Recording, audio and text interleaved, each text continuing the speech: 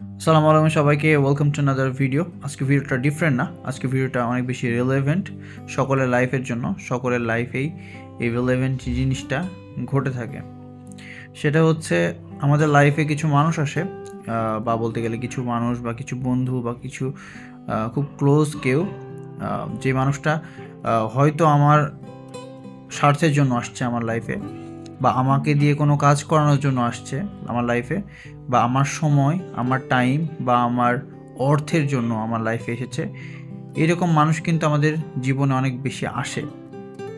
কিন্তু যে মানুষটা আপনার হচ্ছে শূন্য পকেটে, মানে আপনার যখন কোনো টাকা পয়সা নেই, আপনার কোনো ধন দৌলত নেই, আপনার কোনো ঐশ্বর্য নেই, সেই সময় আপনার পাশে থাকে যে বন্ধুগুলো আপনার এই মুহূর্তগুলোতে পাশে থাকে, এই বন্ধুগুলো আপনার লাইফের জন্য সেরা একটা পাওয়া। আর এই মানুষগুলো আপনার লাইফের জন্য অনেক বেশি ইম্পর্ট্যান্ট।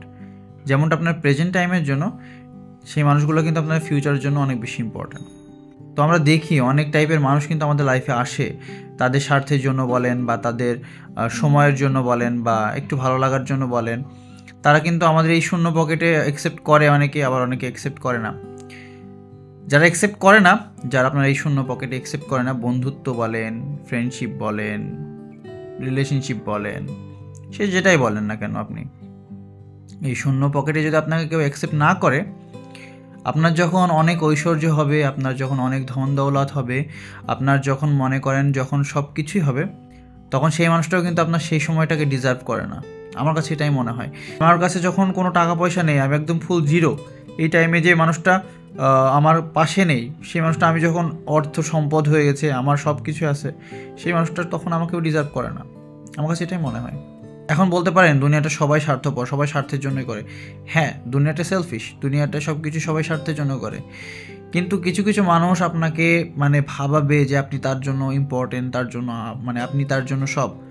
কিন্তু দিন শেষে দেখা যাবে একটা টাইম পর সে আপনার থেকে চলে যাচ্ছে।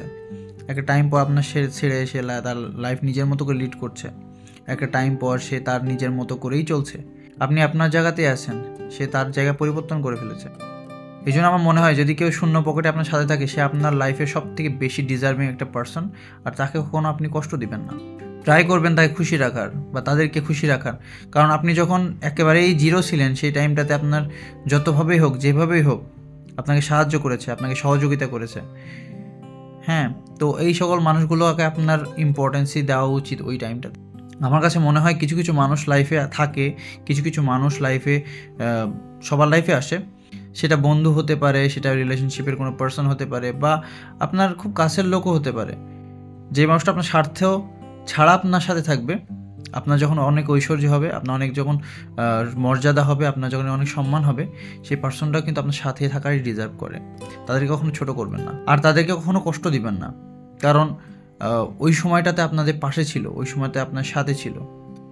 আর যে সকল মানুষগুলো এই সময়টাতে আপনার পাশে থাকবে না, এই সকল মানুষগুলোকে আপনি ইরেজ করে ফেলবেন, রিমুভ করে ফেলবেন, রেস্ট্রিক্ট করে ফেলবেন। আমার কাছে মনে হয় এগুলো দরকার নেই। কারণ আপনি যখন কিছুই না, সেই সময় আপনার পাশেও ছিল না, তো এই পার্সনগুলো আপনার কেন রিজার্ভ করবে, আপনাকে রিজার্ভ করবেন আপনাকে। তো এটাই। তো আজকে ভিডিও এই পর্যন্তই, দেখা হচ্ছে পরের ভিডিওতে। ততদিন পর্যন্ত ভালো থাকুন, সুস্থ থাকুন, টেক কেয়ার। আসসালামু আলাইকুম।